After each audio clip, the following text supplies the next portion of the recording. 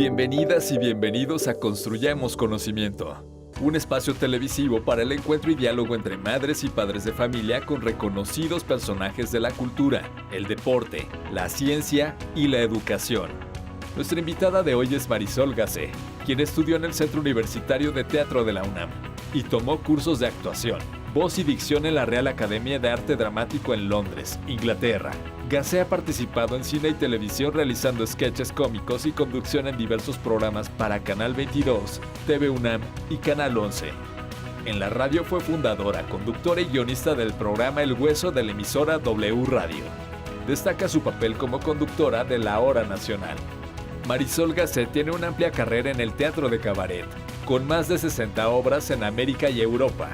Es fundadora de la compañía de teatro cabaret Las Reinas Chulas, dedicada a temáticas sociales y políticas de actualidad.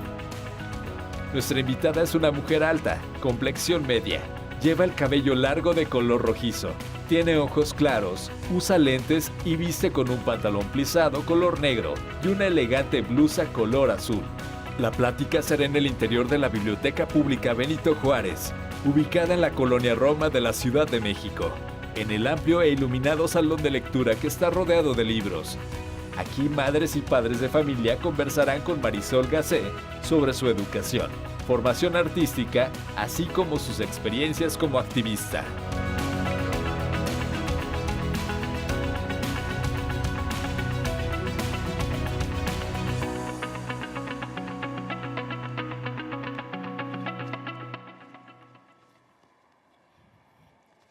Hola, ¿cómo están? Muy buen día, me presento, soy Marisol Gacé, soy actriz, pues estudié en el Centro Universitario de Teatro de la Universidad Nacional Autónoma de México. Estudié actuación de una manera muy chistosa porque en la prepa yo quería ser fotógrafa y siempre dije que iba a ser fotógrafa, pero un queridísimo amigo que conocí en la prepa, yo estaba en cuarto entrando, cuando te tienes que meter y tienes que inscribir a estas materias optativas, yo iba por fotografía y él me pidió que entrara yo a la clase de actuación, que era una clase de 1 hora y que es, por favor, nos lo pedía a 3 compañeras que estábamos ahí sentadas. Y nos metimos a la clase de teatro, pero no sabíamos que al escribir nuestro número de cuenta en la clase ya estábamos inscritas literalmente en la clase de teatro los 3 años. Y ese fue el azar, yo creo que más divertido y más grandioso de mi vida, porque yo no pensaba ser actriz para nada. Nunca lo había considerado, no hay nadie en mi familia que me... A mi mamá le gustaba mucho el teatro, mi madre murió hace 20 años, pero nos llevaba siempre al teatro, pero jamás se me ocurrió hasta que entré al taller de la prepa. Y estaba yo en prepa 6. Siempre fui en escuelas públicas, toda mi carrera, en la kinder, primaria, bueno, fui a una guardería de la delegación Venustiano Carranza, fui a la primaria Bélgica, fui a la secundaria 8, que está en San Pedro de los Pinos, que es una secundaria de mujeres, fui a prepa 6, que está en Coyoacán, y estudié actuación en el CUT de la UNAM. Cuando empecé con el teatro, pues mi vida se vio totalmente transformada, porque ya todo mi tiempo se gastaba en las obras de teatro que había que ensayar. La primera obra de teatro que hice fue La Fierecilla Domada, de Shakespeare, y una antología que era básicamente hacer imitaciones de la tele, lo que veíamos como una crítica de qué era lo bueno de ver una telenovela o qué nos podía dejar una telenovela. Y entonces el maestro que en aquel momento nos daba teatro se llama Gonzalo Correa, y él nos educó para entender que el teatro era una actividad artística para poderte expresar, para decir las cosas que querías de alguna manera. Si estabas enojado en el teatro con una obra, podías decir que estabas enojado, para hablar de la situación en México. Claro, estábamos en la prepa y como ya era la UNAM, pues ya había un sentido social. Ya estaba por ahí llegando, por ejemplo, Cárdenas, que fue la primera vez que yo salí a marchar. Y después de eso, por ejemplo, en la prepa, que además estábamos en las huelgas y había personas que decían que no querían que costara ni un peso y entonces otros decían sí, que cueste un peso, no, que no cueste nada porque es educación pública. Era una discusión, sobre todo ya en el CUT, en el Centro Universitario de Teatro, pues obviamente ya yo entré a los 18 años más o menos, 19, sí, y creo que pues no estaba yo muy empapada de la situación política. Y recuerdo muy bien, tuve muchos maestros extraordinarios, pero dos de ellos, uno en especial, José Antonio Alcaraz y Raúl Cermeño, que fue el director de la escuela, era un maestro que además sabía mucho, el clásico maestro que puede hacerte cambiar, pensar que, bueno, pienso que los maestros pueden hacerte cambiar y amar a una materia que antes no te gustaba, ¿no? Que si odiabas a las matemáticas, si tienes un maestro con pasión y con amor que te la explica, pues te enamoras de la materia. Y así me pasó con José Antonio Alcaraz. Él nos decía que teníamos que divertirnos mucho al ser actores, que sufríamos mucho, que estábamos constantemente sufriendo, porque aquí la educación en México de las artes es dolorosa, ¿no? No es como en otros países. Por ejemplo, yo tuve la grandiosísima oportunidad de tener una beca para estudiar en la Royal Academy of Dramatic Art en Londres, y el cambio fue brutal para mí. Yo regresé con unas libretas en la traía más cuadernos que ropa en las maletas de regreso, de todo lo que escribía yo, de los ejercicios que hacía allá y que quería gritarles a mis maestros. Y después de eso, bueno, además, claro, me empoderé tanto que corrí maestros, holgazanes, ¿no?, que faltaban. Yo quería ser una actriz, por supuesto, de tragedia, azotada. Yo quería ser Ofelia Guilmain y hacer Madre Coraje en el Poliforum Cultural Siqueiros, azotada. Y no, resulta que me encontré con el cabaret, con la farsa política y con la crítica social. Y a partir de ahí, pues mi vida fue mucho más alegre, sobre todo, y mucho más divertida. Encontré el camino y además conocí a 3 actrices, 2 también del Centro Universitario de Teatro. Y las cuatro reinas chulas, nos organizamos, nos hicimos compañía y nos pusimos a hacer crítica social y crítica política, y a partir de burlarnos también del momento y de nosotros, porque es como lo que hacemos los mexicanos, ¿no? Los mexicanos nos gusta burlarnos de lo que nos hace sufrir, de lo que nos duele. Entonces, eso es más o menos lo que hacemos nosotros de crítica política y crítica social, y empezamos a escribir nuestros propios shows y empezamos a hacer lo que ninguna actriz de nuestra generación hacía, que era involucrarte con todo. La dirección, la actuación, la producción, todo dependía de nosotras. Empezamos a pensar que no existía el cabaret, que el cabaret nada más se pensaba como las cabareteras eran, no sé, Lynn May, Olga Brinsky, ¿no? Estas mujeres exóticas y exuberantes, y eso es cabaret también, porque el cabaret es una forma de disidencia. Entonces el cabaret es un abanico de disidencia de múltiples colores. Puede ser desde Lynn May enseñando el cuerpazo y bailando y moviendo las caderas, y las personas de las buenas costumbres dándoles el tramafat. Y claro, y también eso era un movimiento, ¿no? Una sacudida de hacer disidencia con el cuerpo. Pero pues a nosotras, a las reinas, no nos dio el cuerpo, no nos dio el cuerpazo de estas espectaculares, y entonces hacemos la disidencia escénica, estas creaciones escénicas para hacer, sobre todo, criticar el momento en el que estamos, y así empezamos a entender qué era el feminismo, y se nos cruzó muy pronto el feminismo. Fuimos a hacer unos empoderamientos de mujeres indígenas y campesinas casi al mismo tiempo de terminar la carrera, y conocer a Jesús Rodríguez y a Liliana Felipe, que fue también otro parteaguas en mi vida. Y ellas nos llevaron a hacer estos empoderamientos. Estuvimos 4 años en casi todo el país, y estos empoderamientos reunían a 150 lideresas indígenas de comunidades, y lo que nosotros hacíamos era básicamente dar talleres de toma de decisiones, comunicación clara y directa, proyectos productivos, cosas que a ellas les interesaba, pero además en la tarde hacían con nosotros arte. Y así empezamos a trabajar las Reinas Chulas, abrimos una AC, donde empezamos también a hacer muchos proyectos. Tenemos más de 100 proyectos realizados a lo largo de 15 años, y estos proyectos tienen que ver también con eso, con empoderamiento y proyectos productivos.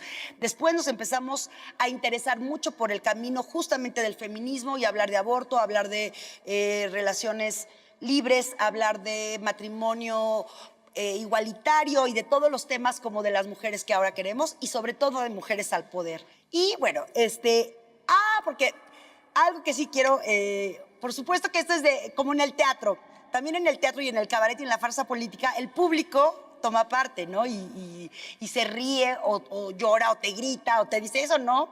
Entonces también aquí estamos abiertas y abiertos a preguntas y respuestas, así que si ustedes tienen alguna duda, pregunta, lo que quieran. De esa etapa de estudiante, ¿qué es lo que más recuerdas o que te marcó?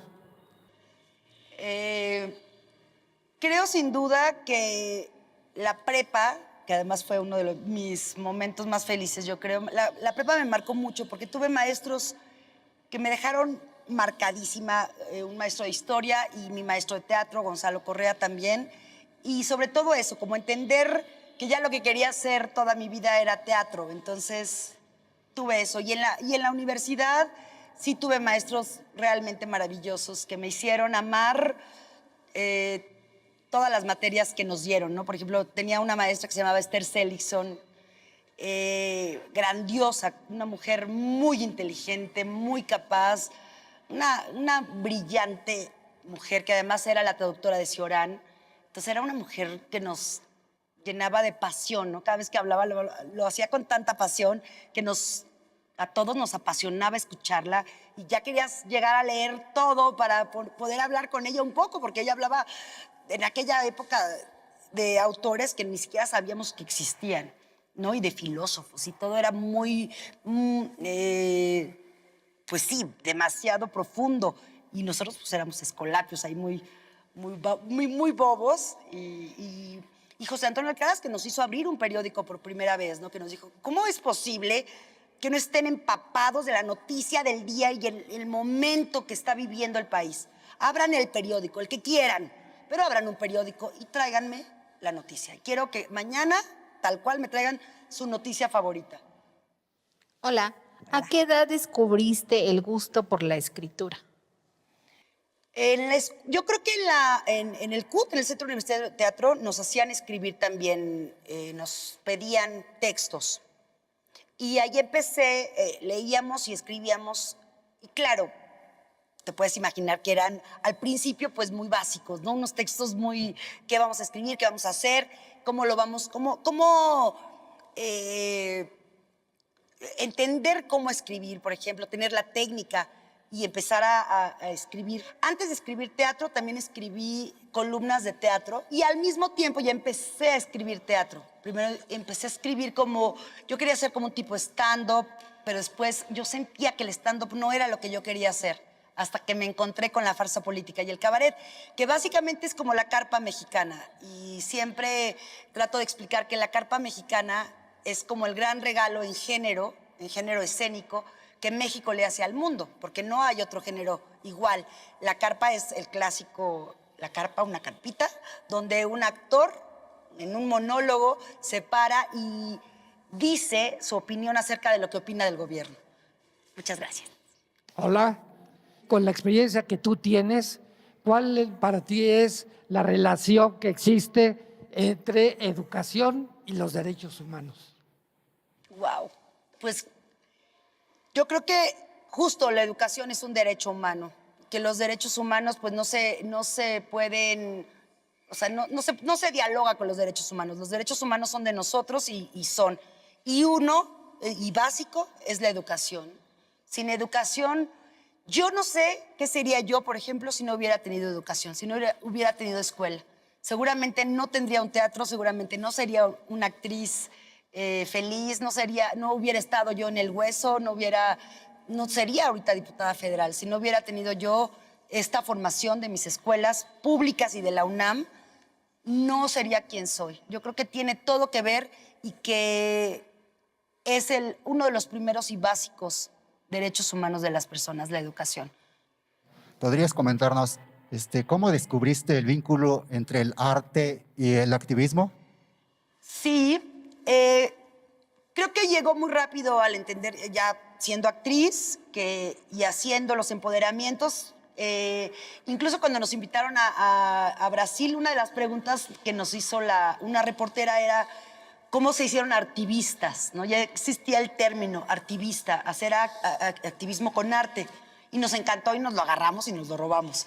O sea, nos decíamos activistas. Y creo que por eso mismo, porque tú te trepas como lo hacía Palillo, por ejemplo, ¿no? ¿Te acuerdas de Palillo en los 60s que esos hijos de la fregada? Entonces, hasta hay frases que sabía la gente de memoria que concuerda con las personas a las que le están hablando, ¿no? Y entonces, claro, de repente tener como ese centro en algo, ¿no? Con donde tú puedas decir, a ver, ahí en ese momento con Palillo que está diciendo algo que a mí me importa y con el que me voy a, ¿no? Y la gente se reía y lloraba.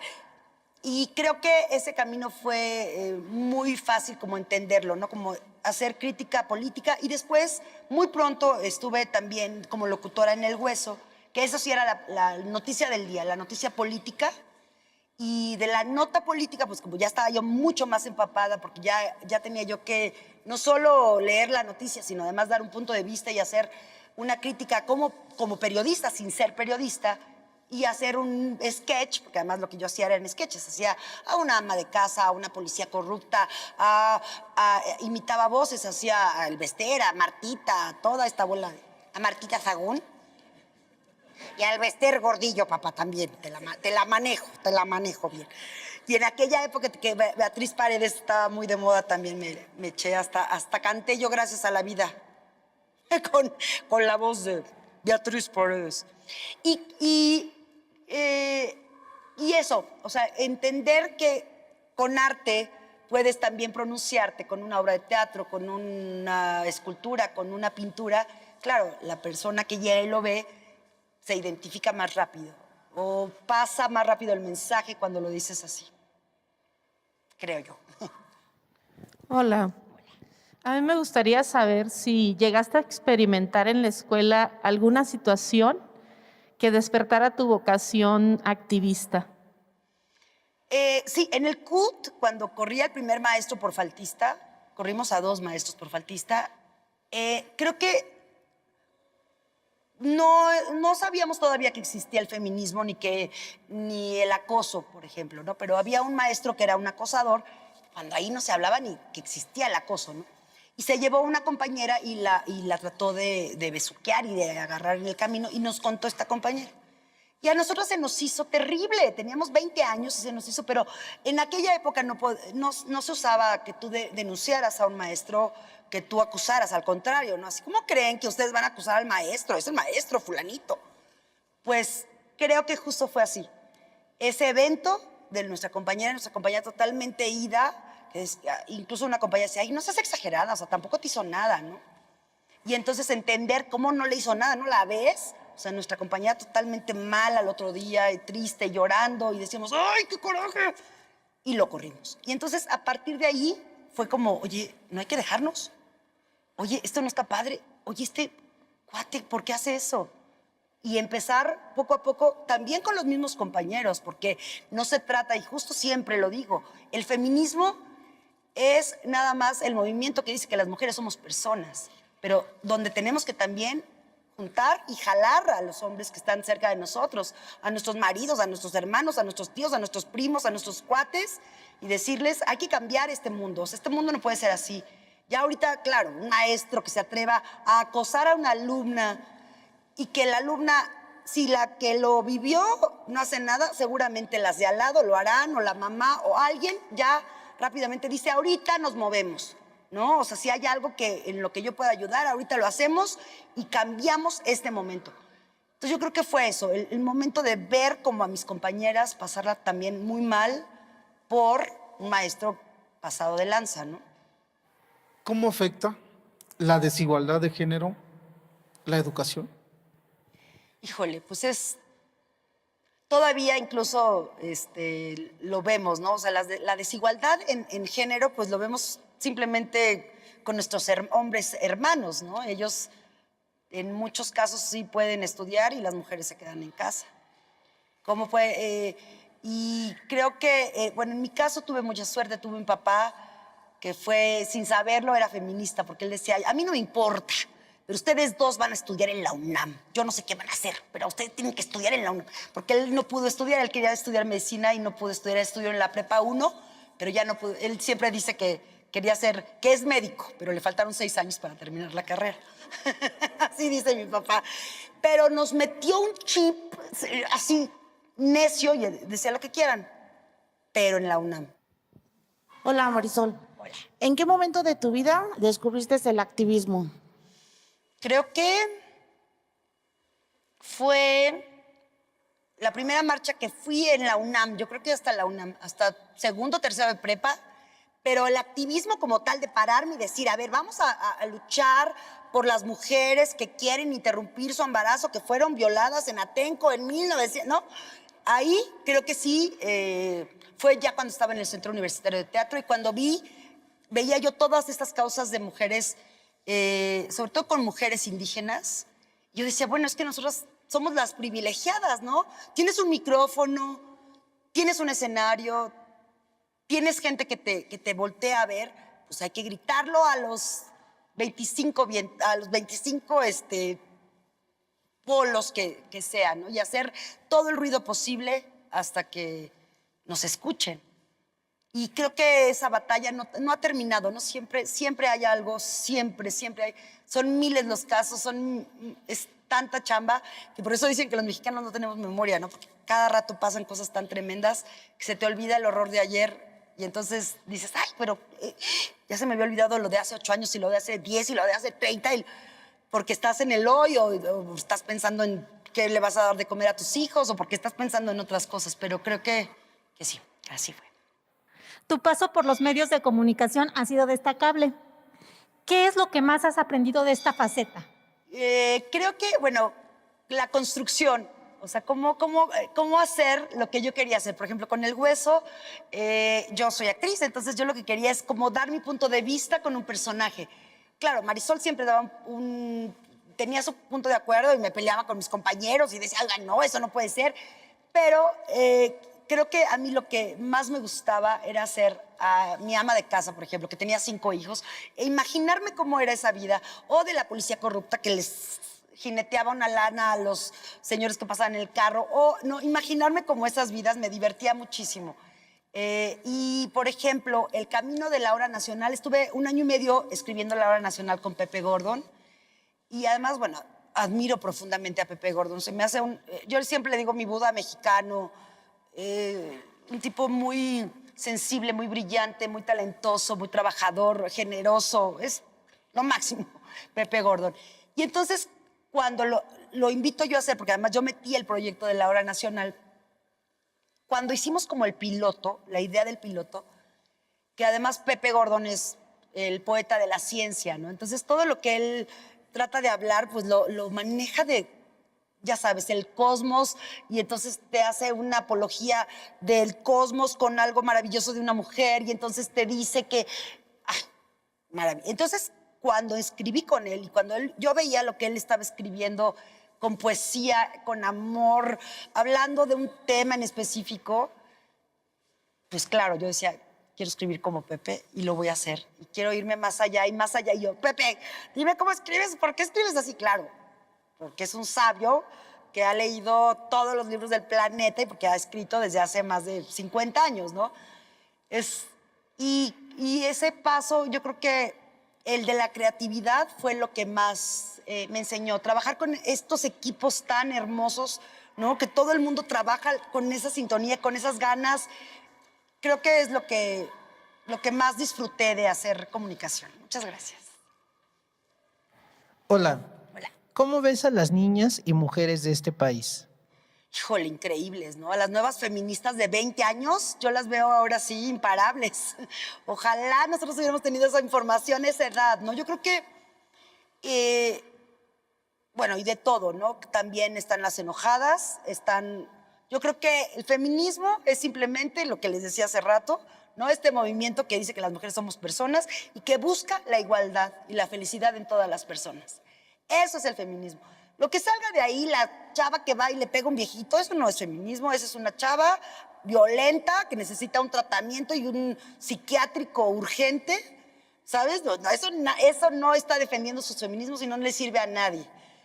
Y creo que eso, apostarle por un feminismo pacífico, dialogante, porque además ahora sí hay muchos canales por donde puedes hablar y decir y manifestarte, y creo que, y claro, y seguir pidiendo y exigiendo justicia a las niñas y a las mujeres asesinadas en este país. Y yo creo que ese es el camino, la educación. Hola. Hola. ¿Qué mensaje le darías a las y los jóvenes que en la escuela están descubriendo alguna causa por la cual luchar? Pues que se aboquen a esa causa y que luchen hasta sus últimas consecuencias por lo que quieren, por lo que piensan, por sus convicciones, que traten de ser congruentes y que se coman al mundo. Muchísimas gracias, quiero agradecerles, sobre todo a ustedes por tomarse el tiempo de venir a pasar un tiempo conmigo y a enterarnos. Llámenme, háblenme, llame ya. Estoy en todo como Marisol Gacé, estoy en Facebook, en Twitter, en Instagram y aquí estoy para ustedes. Muchísimas gracias y muchas gracias también a las y los televidentes. Síganos viendo, no le cambie, quédese aquí. Adiós.